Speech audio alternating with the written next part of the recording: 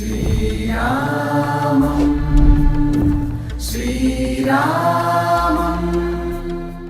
रामनाममे अमृतं रामचन्द्रुडि शाश्वतं रामनाममे अमृतं रामचन्द्रुडि शाश्वतं रामनाममे अमृतं रामचन्द्रुडि शाश्वतं रामचिलक स्वर అయోధ్యలో దర్శించుకోవాల్సినటువంటి ప్రాముఖ్యత ఉన్నటువంటి నగరాల గురించి మనం చూస్తున్నాము, తెలుసుకుంటున్నాము. అందులో భాగంగా ప్రస్తుతం మనమున్నాము నాగేశ్వర్నాథ్ మందిరంలో. నాగేశ్వర్నాథ్ మందిరం అంటే ఇక్కడ నాగులకి అధిపతి అయినటువంటి ఈశ్వరుడి మందిరం. ఈ మందిరాన్ని కట్టింది రాముడి కుమారుడైనటువంటి కుశుడు. దీనికి సంబంధించి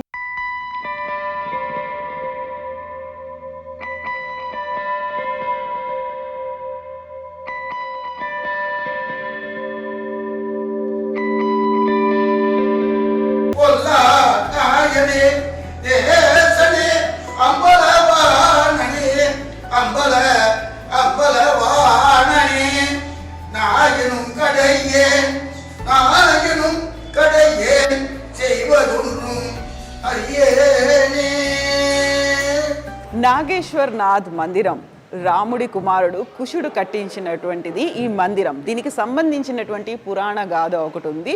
కుశుడు సమీపంలో ఉన్నటువంటి సరయూ నదిలో స్నానం చేస్తున్నప్పుడు తను పెట్టుకున్నటువంటి చేతి కంకణం ఒకటి నీటిలో కలిసిపోయింది. అది మిస్ అయిపోయింది. ఎంత వెతికినప్పటికీ అది దొరకలేదు. అయినప్పుడు అక్కడి నుంచి వెళ్ళిపోయాడు కుశుడు. అయితే ఒక నాగకన్య దాన్ని వెతికి తీసుకొని వచ్చి కుశుడికి ఇచ్చింది. ఆ అభిమానంతో, కృతజ్ఞతతో కుశుడు ఇక్కడ నాగనాథ్ ఆలయాన్ని కట్టించినట్టుగా చెప్తూ ఉంటారు. ఆ అభిమానంతో, అదే కృతజ్ఞతతో కట్టించారు కాబట్టి, నాగకన్య కాబట్టి ఆ నాగు పాములకి అధిపతి అయినటువంటి ఈశ్వరుడి గుడిని కట్టించినట్టుగా చెప్తుంటారు. అయితే ఈ గుడికి సంబంధించినటువంటి ఇంకొక విశిష్టత కూడా ఉంది. అది విక్రమాదిత్యుడి కాలం వరకు కూడా చెక్కు చెదరకుండా ఉన్నటువంటి ఆలయం ఇది. ప్రధానంగా ఆ సమయంలో అయోధ్యలో కట్టినటువంటి వివిధ దేవాలయాలు అన్నీ కూడా డిఫరెంట్ రీజన్స్తో విధ్వంసం అయిపోయాయి, ఐదర్ అడవులతో కప్పివేయబడ్డాయి. అయితే ఈ మందిరం మాత్రమే అలాగే నిలబడింది. అన్ని ఆటుపోట్లని తట్టుకొని చెక్కు చెదరకుండా నిలబడ్డటువంటి దేవాలయం ఇది. ఇక ఆ తర్వాత 1750లో ఇక్కడ సఫ్దర్గంజ్ జమానాలో మంత్రిగా పనిచేస్తున్నటువంటి నవల్ రాయ్ దీన్ని మళ్ళీ దానికి సంబంధించినటువంటి రెనోవేషన్ వర్క్స్ చేశారని చెప్తుంటారు. ఓవరాల్గా దీనికి సంబంధించినటువంటి స్థల పురాణం ఏంటి మనం తెలుసుకుందాము.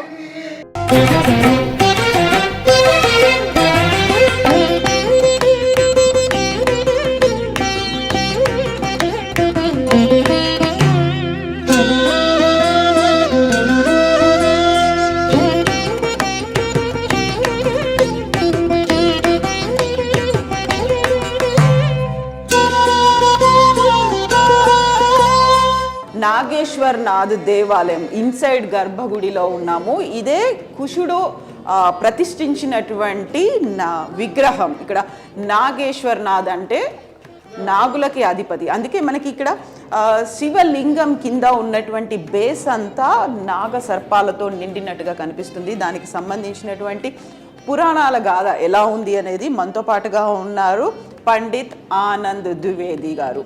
ఆనంద్ జీ, जय श्री राम। ओ नमः शिवाय। ओ नमः शिवाय। हाँ, इसके बारे में हम जानना चाहते हैं, पुराण गाथा क्या है इसके बारे में?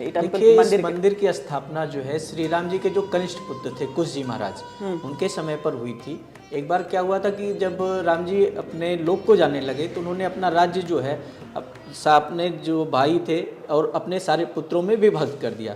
तो कुश जी को जो है कुशावर्त राज्य मिला। वो वहाँ पर राज्य करते हुए जब इनको काफी समय बीत गया तो इनको मतलब ऐसा महसूस हुआ कि अब हमें एक बार अयोध्या चल करके, बहुत दिन हो गया है, अयोध्या दर्शन करना चाहिए, वहाँ सरयू जी में स्नान करना चाहिए।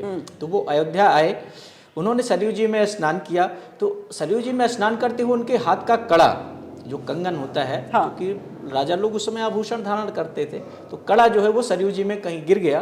और नाग कन्या कुमुदनी जो है उस समय विहार कर रही थी सरयू जी में, उस कड़े को लेकर के और नागलोक को चली गई। तो जब कुश जी को ज्ञात हुआ कि मेरे हाथ में कड़ा नहीं है, तो उन्होंने ध्यान किया। उनको जब सारी कथा मालूम हुई कि नाग कन्या मेरे कड़े को लेकर चली गई, तो उनको बड़ा क्रोध हुआ। उन्होंने कहा नाग ने मेरे कड़े की चोरी की, इसलिए आज मैं पूरे नागलोक को भस्म कर दूंगा, जिससे कि भविष्य में कोई और इस तरीके का दुस्साहस ना कर सके, चोरी ना कर सके। तो उन्होंने बाण का संधान किया और लोगों को भस्म करने के लिए उद्यत हुए। तो नाग लोग बड़े घबरा गए। उन्होंने कहा अब हमारे प्राणों की रक्षा कैसे हो। तो जो कुमुदनी थी, उसके पिता नागराज कुमुद बहुत भगवान भोलेनाथ के बड़े अनन्य भक्त थे। तो उन्होंने कहा अब हमारे प्राणों की रक्षा सिर्फ हमारे भगवान भोलेनाथ ही कर सकते हैं। उन्होंने भगवान भोलेनाथ से प्रार्थना की, हे प्रभु किसी प्रकार से हमारे प्राणों की रक्षा करिए, किसी प्रकार से हमारे प्राणों की रक्षा कीजिए। भगवान भोलेनाथ प्रकट हुए, उन्होंने कुश जी के क्रोध को शांत कराया। कहा हे कुश जी, इस नागों को आप अभय दान प्रदान करें। ठीक है। तो कुश जी ने कहा महाराज इन्होंने तो हमारे कड़े की चोरी की है, इनको दंड तो कुछ मिलना चाहिए। तो भगवान भोलेनाथ ने कहा इस दंड स्वरूप आप इस कन्या का पाणी ग्रहण कर लीजिए, इसके साथ विवाह कर लीजिए, इसको भी दंड मिल जाएगा और जो है आगे से मतलब आपकी बात भी रह जाएगी। तो उन्होंने कहा ठीक है प्रभु, हम आपकी सारी बात स्वीकार करेंगे, लेकिन उस स्थिति में जब आप नित्य प्रति इस स्थान पर हमें दर्शन दिया करें। तो तब से भगवान भोलेनाथ अपने भक्तों के कल्याणार्थ इस स्थान पर विराजमान हैं और कुश जी को दिए हुए वचन के अनुसार नित्य प्रति यहाँ पर दर्शन होता है।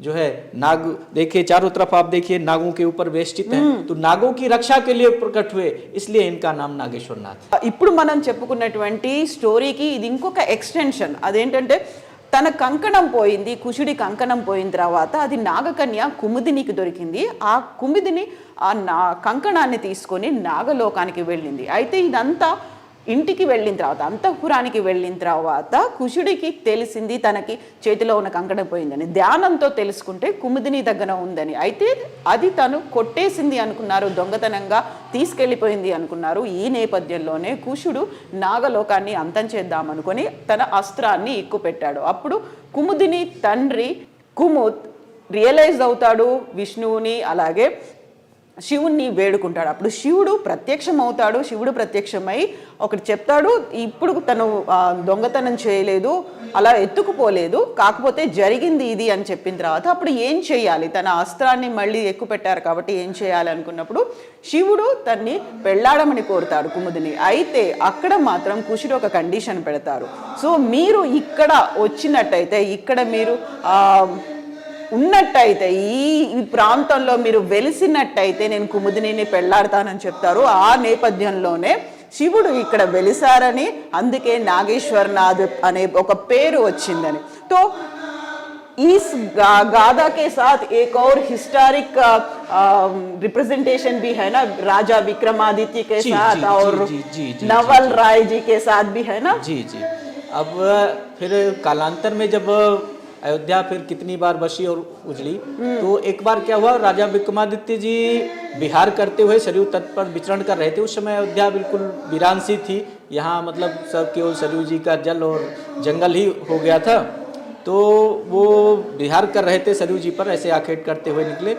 तो उन्होंने क्या देखा, एक घोड़े पर सवार एक व्यक्ति आ रहा है, बिल्कुल काले कलूटे स्वरूप में, बिल्कुल दैत्य स्वरूप, और वो आता है घोड़े से उतर करके जो है सरयू जी में स्नान करता है, और जब वहाँ से वापस आते हैं तो बिल्कुल देव स्वरूप हो जाते हैं। तो राजा विक्रमादित्य जी को बड़ा आश्चर्य हुआ। उन्होंने कहा प्रभु आप कौन हैं, और आप अभी जब आए थे आपका स्वरूप कुछ और था, इस समय आपका जो स्वरूप है कुछ और है। तो उन्होंने कहा हे राजन, मैं तीर्थराज प्रयाग हूँ, भक्तों के द्वारा छोड़े हुए पाप के प्रभाव से, क्योंकि भक्त बाहर से आते हैं, अपना जो भी पाप किए रहते हैं वो हमारे यहाँ आकर के हम स्नान करते हैं, उतर जाता है, उसके प्रभाव से मैं काला हो जाता हूँ।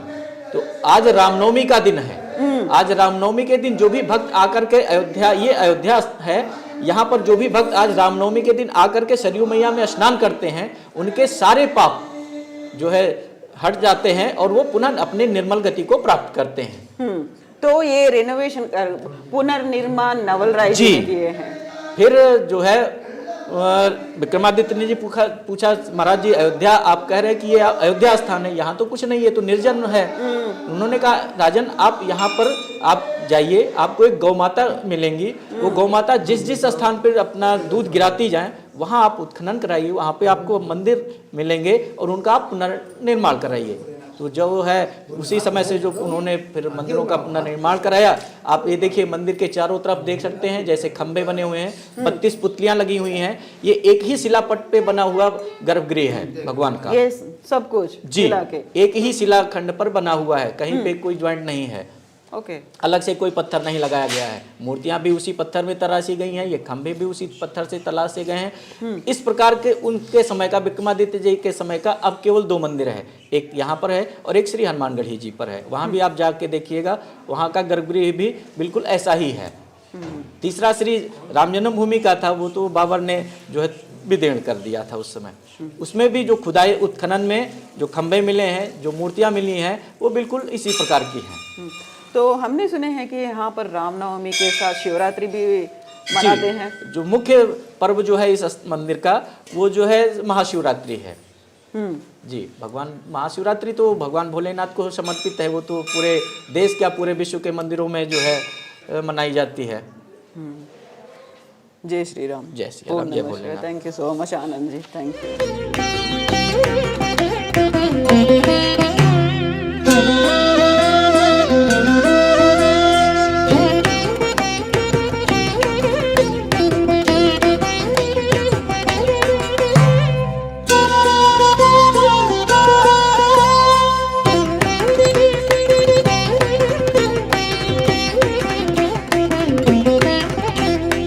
నాగేశ్వరనాథ్ దేవాలయానికి సంబంధించినటువంటి చరిత్ర, రాజా విక్రమాదిత్య కట్టించినటువంటి 3 దేవాలయాల్లో అయోధ్యలో ఉన్నటువంటి రామ మందిరం, ఆ తర్వాత ప్రస్తుతం మనం ఉన్నటువంటి నాగేశ్వరనాథ్ దేవాలయం, లక్ష్మణ్ గారి.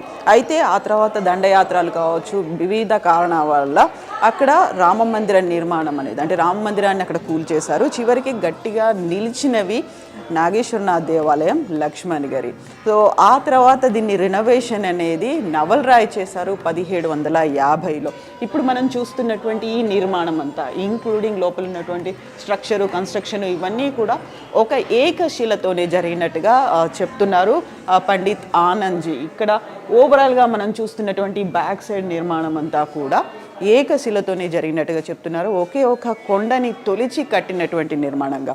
అయోధ్యకి వచ్చినటువంటి భక్తులు ఎవరైనా దర్శనం చేసుకోవాలి అనుకుంటే నాగేశ్వరనాథ్ దేవాలయం అయోధ్యకి రామ మందిరానికి అతి సమీపంలోనే ఉంది. సరయూ నది ఒడ్డున ఉంది. ఇక్కడ ఘాట్లు కూడా ఉన్నాయి. నది స్నానం చేసి దర్శనం కూడా చేసుకునే అవకాశం ఉంటుంది.